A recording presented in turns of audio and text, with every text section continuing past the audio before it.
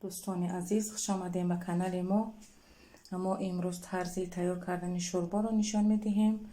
با خواهش یک پت چیک ما شوربا میکنیم. بسیار خواهش کردن با ما در کار میشود. ما امروز از گوشت گوسفند شوربا میاندازم. انا گوشت گوسفند گرفتم، کم ترک روغن گوسفند گرفتم، پیاز سفید میدازیم، بلگری سبز، بلگری سرخ، سبزی، کارتوشکا، جلولوی ریز کم ترک، کومین میگن زیره، ما تا زیره میگن، زیره میاندازیم. خیلی بود کابوتی ها میاندازیم. دوستان عزیز، شما تماشا کنید. ما طرز تیار کردن اوقات ما رو به شما نشان میدهیم. ما دیگه ما رو تیار کردیم. حاضر کمتر آب علاوه میکنیم، گوشت رو انداخته سر میکنیم. دوستان عزیز، ما شوربا رو داختیم. من تا جوش آمده شه،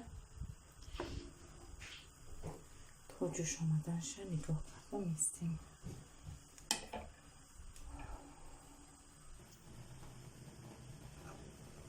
دوستان عزیز، این شوربای ما جوش آمد. میده علاوه پستا میمونیم جوشیدن بگیره. میده علاوه پستا جوشیدن میگیره. قریب پختن که آمده نکالا پسیدنش ده کارتوشکا و سبزی را همراه میکنیم با دیر طرف بعد محصولات های دیگر.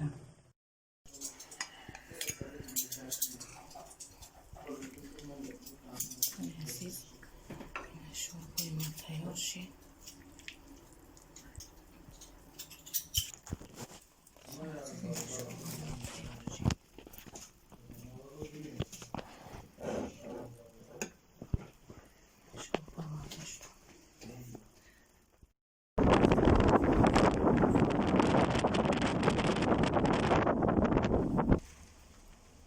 در جای ما دیدین اولیچه بندک میگین، آلو میگین، پخته رسیده است. تماشا کنید چه خیلی خوش.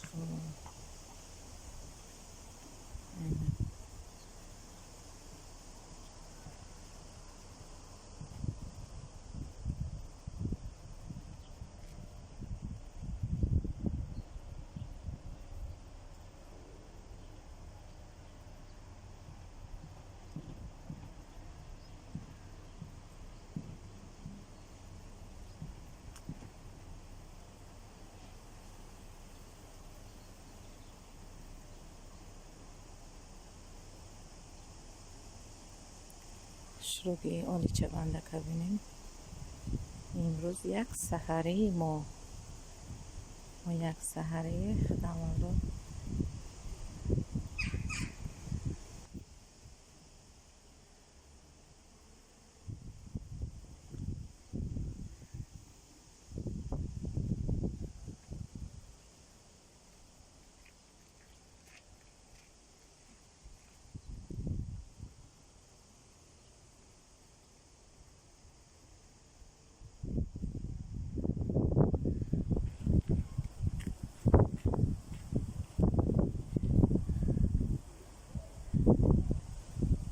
دوستای عزیز، اولیچه بندک ده ببین مرحمت اینا چه تخاش خوش رو سر شدن با خوردن تیار.